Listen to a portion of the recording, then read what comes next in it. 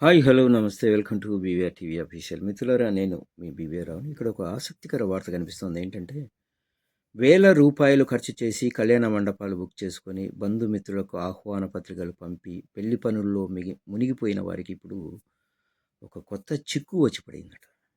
అదే వంట గ్యాస్ కొరత. పశ్చిమాసియాలో యుద్ధ జ్వాలలు ఎగిసి పడుతూ ఉండటంతో దాని సెగ కాస్త మన వంటింట్లో గ్యాస్ సిలిండర్కు తగిలింది. అంతే కదా, మనం చూస్తూనే ఉన్నాం. దేశవ్యాప్తంగా గ్యాస్ కష్టాలు రెట్టింపు అవుతుండడంతో విశాఖపట్నంలో కూడా దాని ప్రభావం స్పష్టంగా కనిపించిందంట.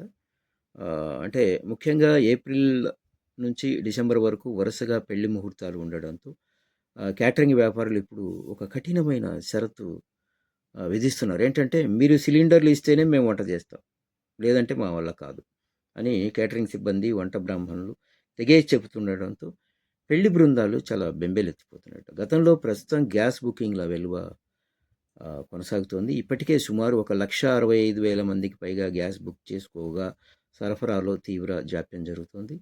గతంలో మొబైల్కు ఓటీపీ వచ్చిన వెంటనే సిలిండర్ డెలివరీ అయ్యేది. కానీ ఇప్పుడు ఓటీపీ వచ్చి 10 రోజులు గడుస్తున్నా గ్యాస్ రాని పరిస్థితి నెలకొంది.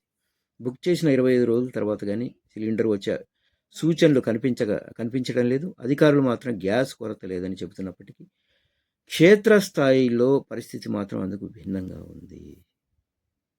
గ్యాస్ ఏజెన్సీల వద్ద వినియోగదారులు బారులు తీరుతుండడం, నిరీక్షణ కాలం పెరుగుతూ ఉండడం చాలా ఆందోళన కలిగిస్తుంది. అసలు ఏం లేదు అని ఒకవైపు అంటున్నారు.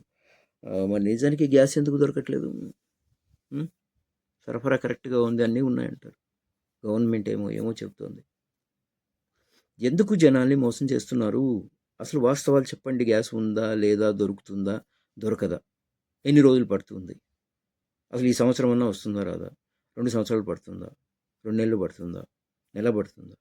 చెప్పండి వాస్తవాలని. చెప్పండి ప్లీజ్.